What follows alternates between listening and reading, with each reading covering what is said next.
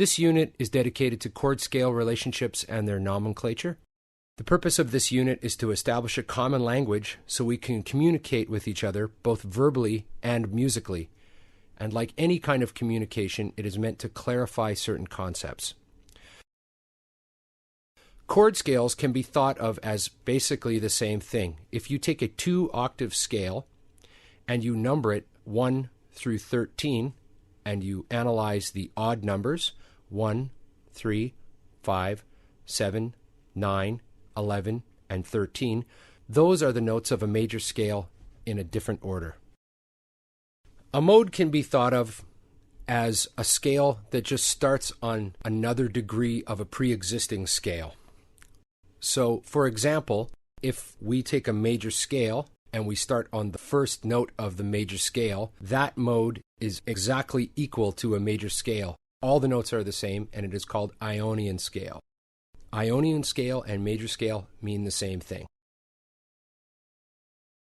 If we take a major scale and we start on the second degree, for instance in C major scale, starting on D and going to D, that mode is the second mode of C major.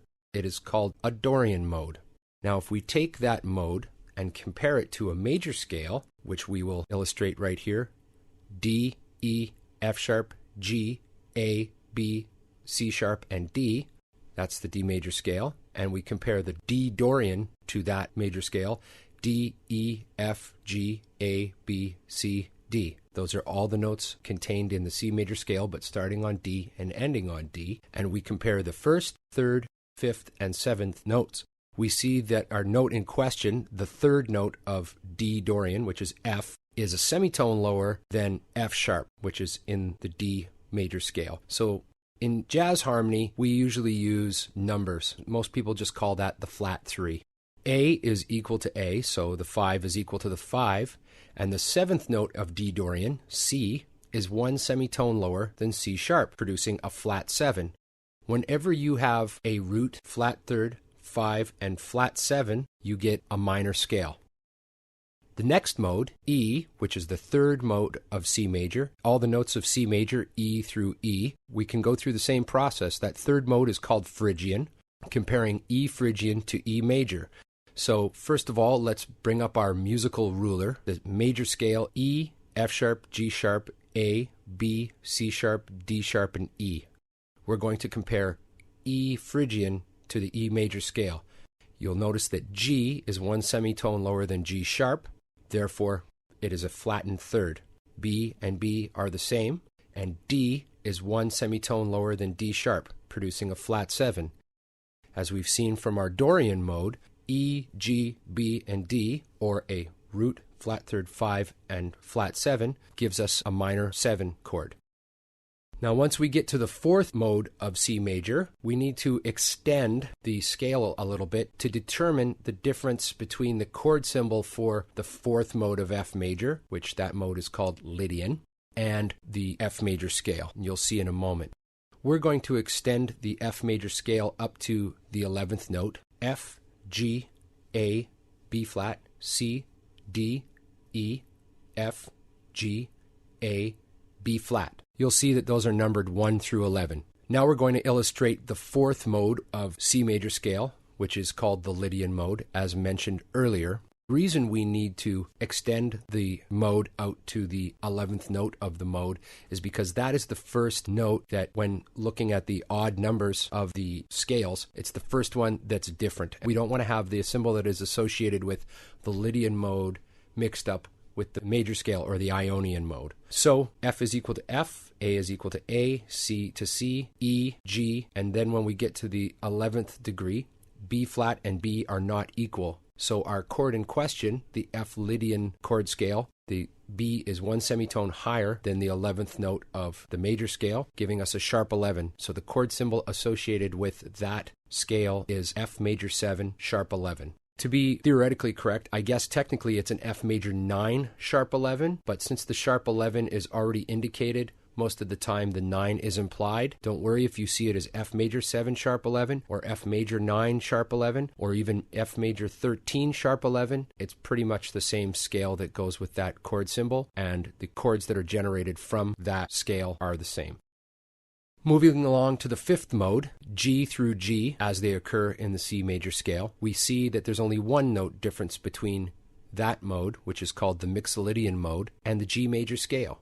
G major scale contains an F sharp, whereas G Mixolydian scale contains an F. So the first, third, and fifth degree of these scales are the same, but the seventh note of the Mixolydian mode is one semitone lower, producing a flat 7 and giving us a distinctly different chord than what we've seen in the past. We're going to add that to our little list of known chords. That chord has a number of names. Some people call it the 5 chord because it occurs on the fifth mode of the scale. It also has the name the dominant chord, and the dominant chords are actually an entire family, which I will cover in a separate unit. Some people call it a G7 chord because that's the convention that we've decided upon. We are going to refer to it as the 5 chord, and when we refer to dominant, we're going to refer to the dominant family. And when we go over chord function, we'll cover a little bit of that too. So it's a G7 or the 5 chord or G dominant chord. They all mean the same thing.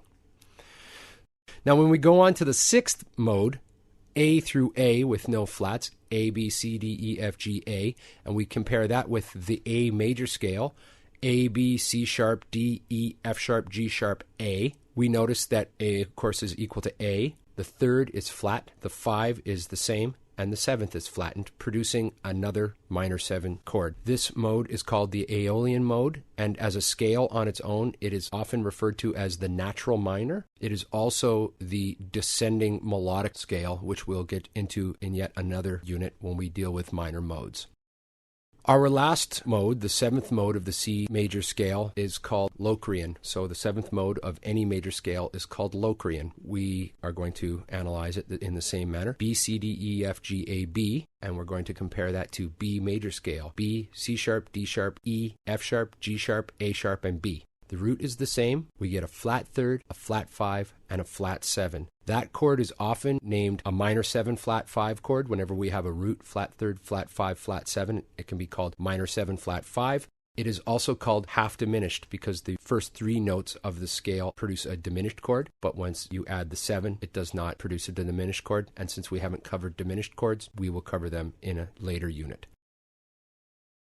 Since all of these chord names were derived from a major scale, and all major scales have a static ascending structure of tone, tone, semitone, tone, tone, tone, semitone, we can deduce that they will always occur in the same order, no matter which major scale we measure them from. So they can be also expressed as Roman numerals. The very first mode we're going to express as a capital Roman numeral for 1.